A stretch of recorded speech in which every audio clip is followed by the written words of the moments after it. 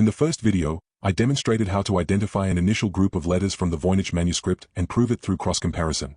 With 10 translatable letters, it's not enough to read sentences or entire texts, especially since we don't yet know the language of the book.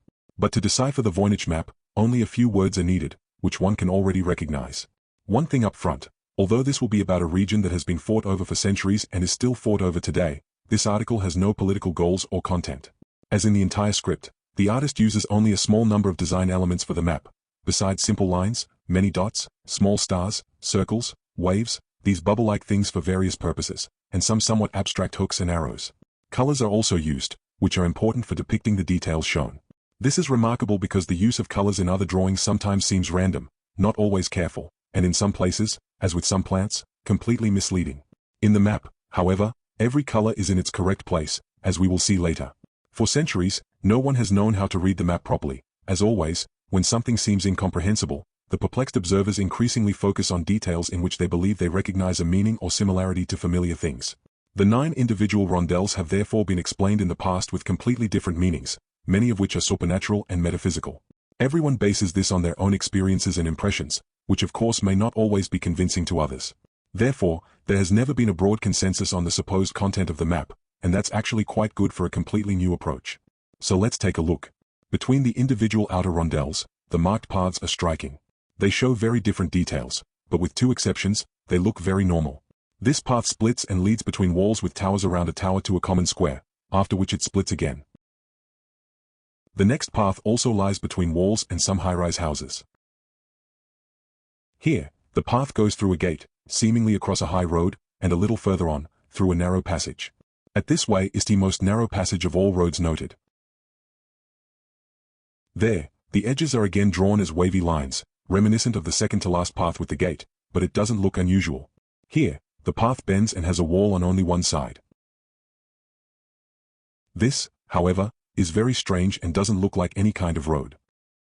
At the end of the loop, there's another path that winds like a river. Only the last 2 connecting paths don't look like roads. One of them remains unclear. The last connecting stretch looks like a river.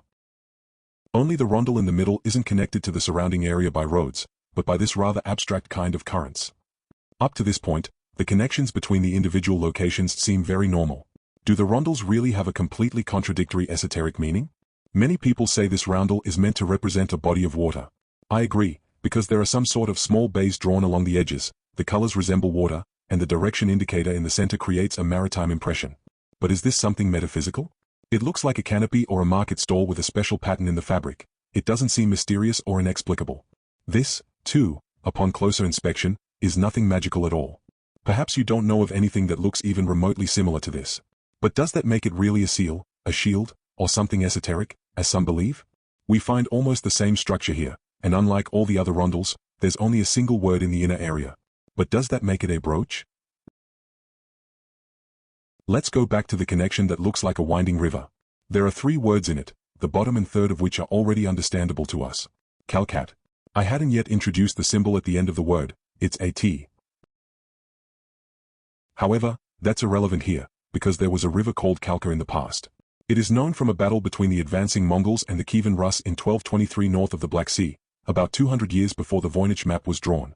Today, it is no longer clear which river was called Kalka in the past, but 2 rivers in southern Ukraine are possible candidates, the Kalmius, flowing from north to south, and the Kalchik, which flows northwest to southeast. However, both meet just before the sea and flow into the Sea of Azov, so they are not far from each other. On a Russian map from 1736, 300 years after the VMS was created, the Kalchik is still referred to as Kalza, while the Kalmius already wears its own name. The syllable kol means dirt or mud in some Slavic languages, so all 3 rivers' names share a common root. If the Voynich map really refers to the Kalka River, it would connect 2 main points on the map. We now have a first clue about the region that could be depicted here. The 2 rondels initially tell us nothing. The round element in the corner contains some pipes, but only a single word in the inner drawing, unlike all the others.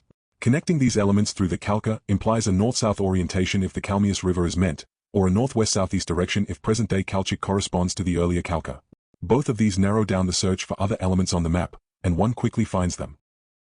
These are the Oleshki Sands, the largest desert area in Europe, located directly on the Dnieper River.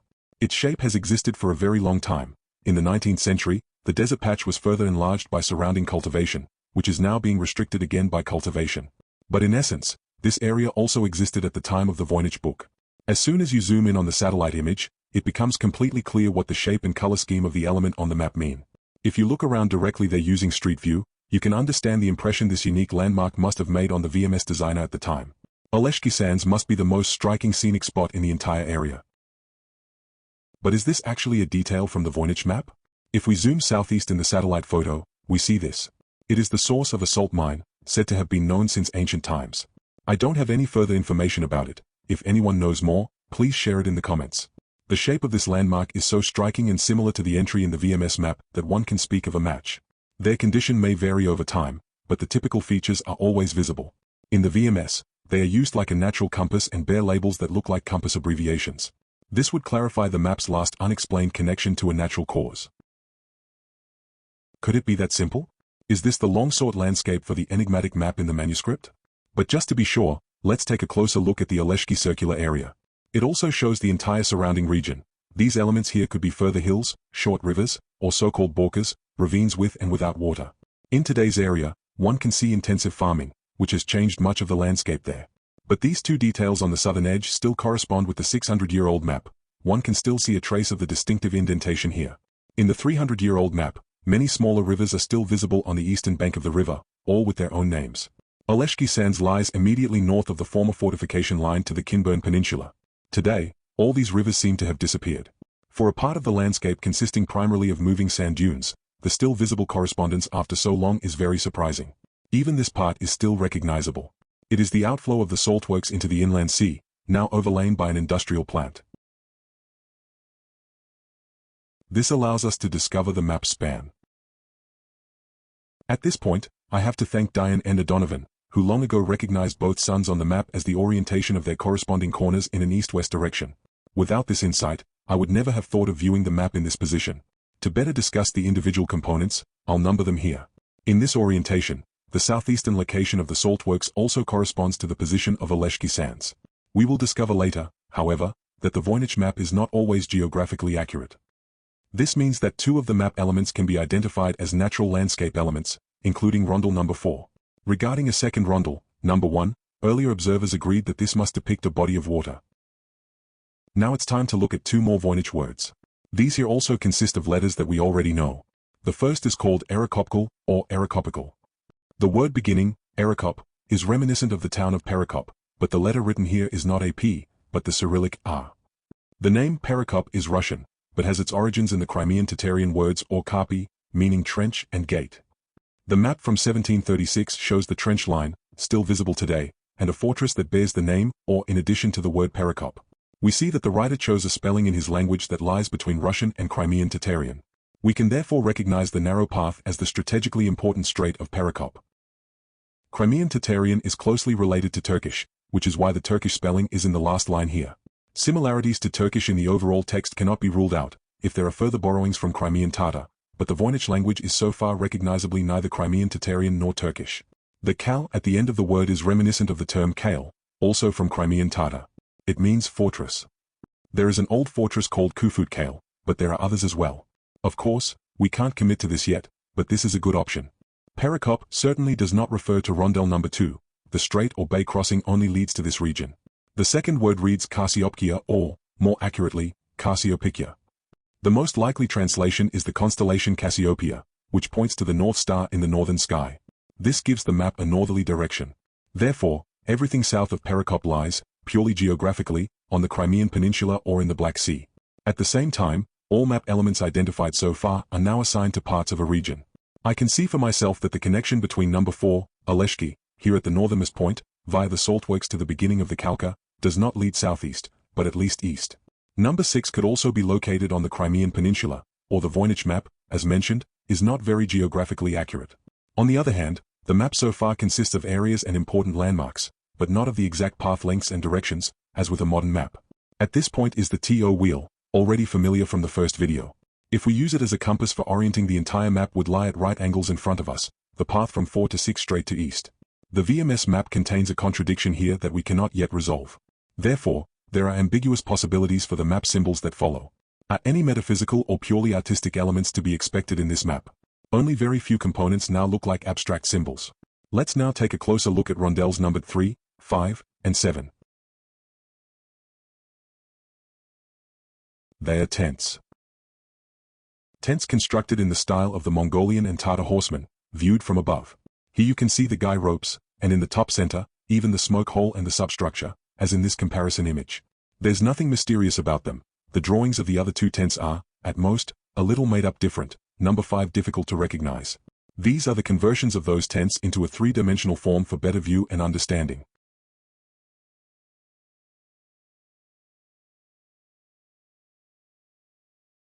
Let's take a look at history and another map.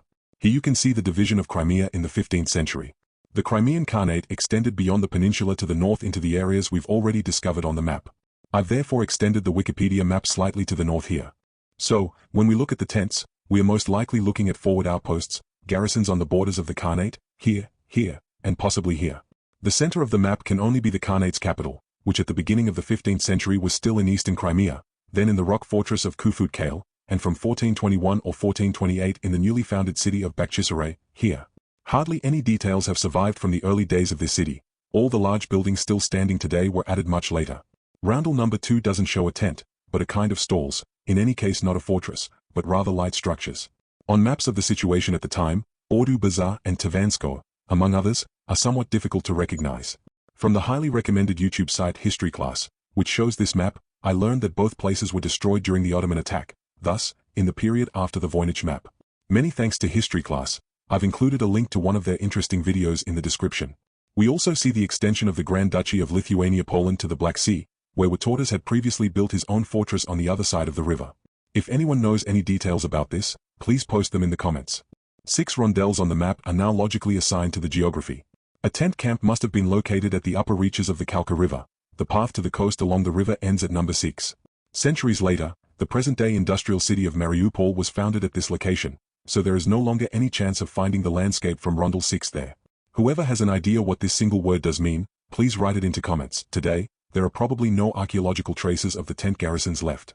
However, the location of the fortress on the 1736 map south of Oleshki, as a natural cover, gives us an idea of where strategically advantageous defensive positions and sentry posts may have been located in earlier centuries.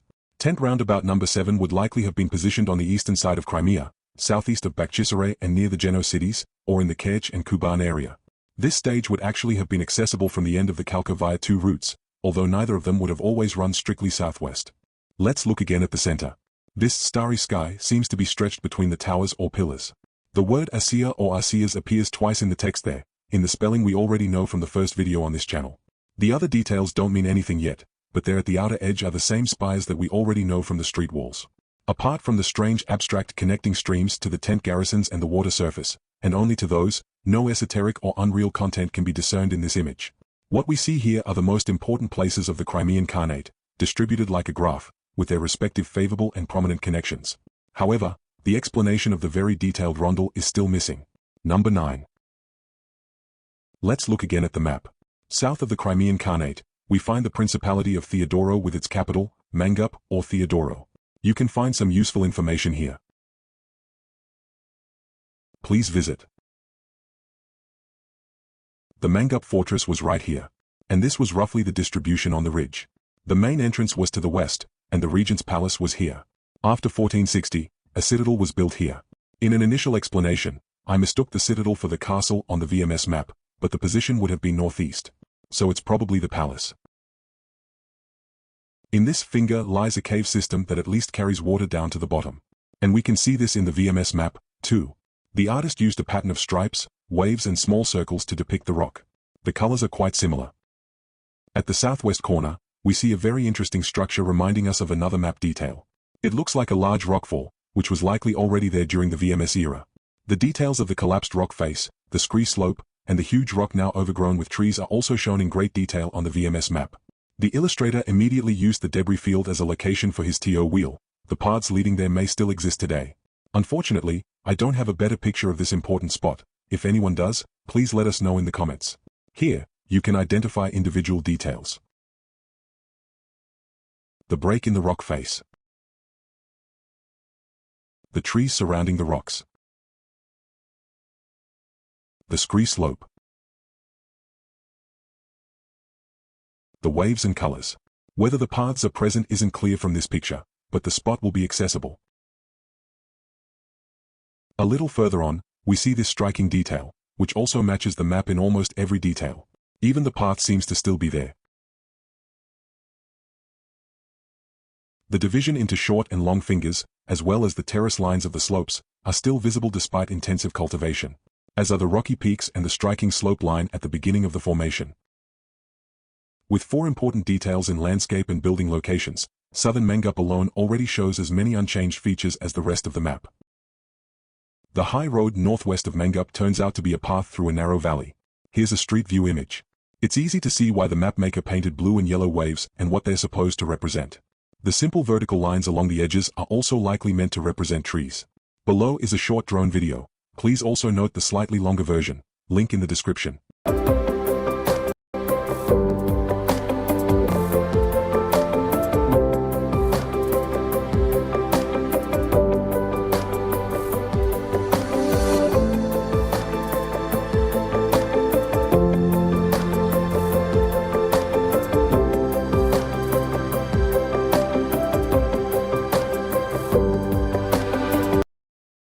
We see a map with important points in Crimea and north of it. What we don't see, the bases of the ubiquitous Genos. Theodoro built his own port, Avlita, on the site of present-day Sevastopol, thus becoming a trading power and having connections to the Silk Road, but was at odds with Genoa. There may be several reasons why the fortress walls were drawn in the Genos style. The artist may have painted the swallowtail battlements, which are highly controversial in Voynich research, out of habit. This is unlikely, because he was certainly capable of drawing various types of walls. We no longer know exactly what the walls of Mangup looked like, no part of this period has survived. But it's possible that the same craftsmen who built the Genos fortresses were commissioned, and the same architectural style was used. Or the draftsman was simply interested in distinguishing the walls of the Khanate from Western walls. This would all be a point for further research. With the identification of more than half of the map elements, we can see good progress in deciphering the VMS. The map is now recognizable through many landscape details, some words in the text, and the geographical and astronomical orientation in many places. We get what we see. The map is just a map. In the first video, I promised to explain the possible influence of the Uzbek language. The region north of Crimea had experienced a lot of movement in the centuries before the manuscript. Several centuries earlier, the Bulgarians had moved from the east into their present territory in the Balkans, but also north to the Volga in other parts of the region. Against the Mongols, who had been pushing westward for 200 years, only the Grand Duchy of Lithuania-Poland was a sufficiently strong power. Their official language was Ruthenian with a Cyrillic alphabet. The Muscovites had lost their connection to the Black Sea in the south. Tamerlane finally crossed Crimea in 1404. The Nogais and the Crimean Tatars remained for a long time in the steppe north of Crimea until they were displaced by the southward moving Russians in the 18th century. At that time, Uzbek was the language of nomadic tribes moving west. Just by the way, if this here is really Bakhchasaray, it would be one of the earliest pictures existing, and the Voynich map is a historical gain already. Modern Uzbek is considered the successor language of the tribes that were driven east again 3 centuries ago. All the peoples who passed through have left their mark on the language of the region. This is probably why, in addition to the already familiar Kalkal, the word Kasalikya appears at this point on the map. It only works when translated from Uzbek as Kasalik, meaning illness. Thanks for watching. Please like and subscribe to this channel for more information.